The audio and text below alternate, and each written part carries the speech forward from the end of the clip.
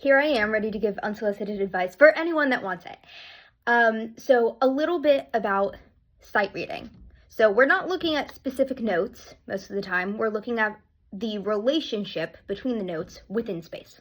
You're combining that with your best guess of what the music should sound like based on your experience listening to music for your entire life. You know how music works. You know how music is supposed to sound like, even if you don't feel like you do.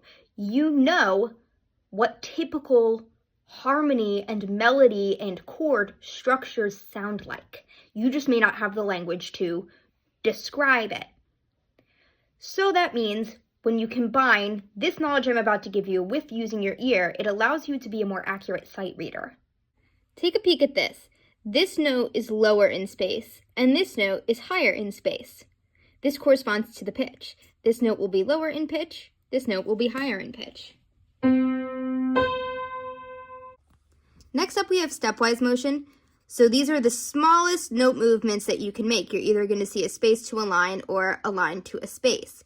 There is no gap in between them at all, which means that there is not going to be much distance in between the notes at all.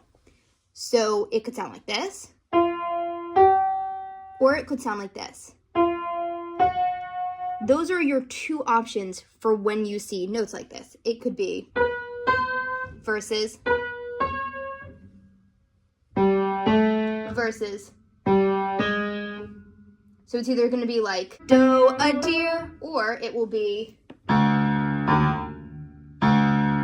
Jaws. And what of this? Here we have a space to a line, and then that goes to a space, and then that goes to a line.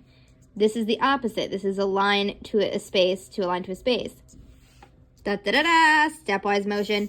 So we are going to be making the smallest little walks possible. So in this case, what I've written down is and. However, if there's a more minor vibe for this part of the song or this whole song, or maybe a more bluesy vibe, it might sound more like.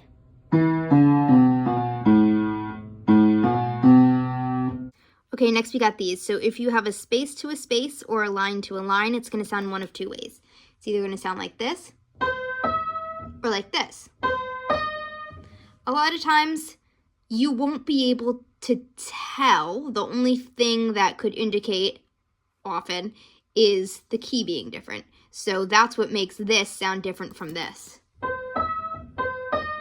But in general, you got two options there. So not bad to make a guess. If your song is happier or more hokey, it might sound more like this. Or even, you can incorporate both. Whereas if you have a sad song or a more bluesy song, there's going to be more of this.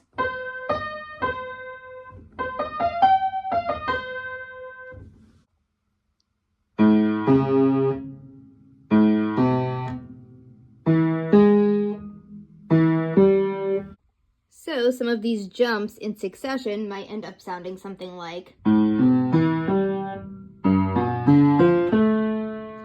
If you have jumps that are even bigger than that, there's more I could get into if you want to message me privately, and I can tell you how to do those, but just kind of go for it. Finally, let's take a peek at these accidentals over here. So here we see something like you would more typically see. Here, we have a sharp symbol that's come in. So you could also end up seeing a natural sign. There's the sharp symbol. A flat, you could see a double sharp or a double flat. Regardless, it means that one of the notes has been altered. So in a given key, maybe we have this note is in it, sure, but this note is not. So we have to indicate that it's not. What that means to you is that it's going to sound a little funky. It might be a little unpredictable. So the first thing I've written is, the second thing I've written is, so we will see quite a bit of this kind of thing going on in this show because it's just the time period of musical theater that it's from, there's a lot of that. You'll also see this in Annie. Okay, let's put that into practice and actually try an example. So this is for the sopranos and altos. This is for the tenor and bass to look at because these are the respective clefs that they usually read. However, a lot of times in musical theater, we will have the men also read the treble clef. I'm attaching a picture first, so if you would like to try to figure it out on your own, you can do that before I walk you through it. So this part at the beginning looks a little bit familiar, would you not say? Da-ba-da-ba. This is the thing I just showed you. So we know that that is going to sound like.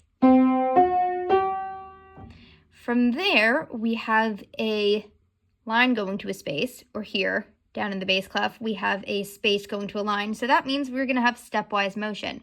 So if we go da-ba-ba, it's probably going to sound like da. Stepwise again, boop, boop, da, da, because we're moving down. Da, ba, ba, ba, ba. Finally, we have a line going to a line. Here we have a space going to a space. Same notes, just written differently. This is going to be a third jump. So if I'm here, it could sound one of two ways. I'm going to guess what makes the most sense in my head is to go ba, ba. That is what it is. However, your other option could have been. But you see how when you listen to it in the context of the song, doing this makes more sense to your ear than going. That's everything. So.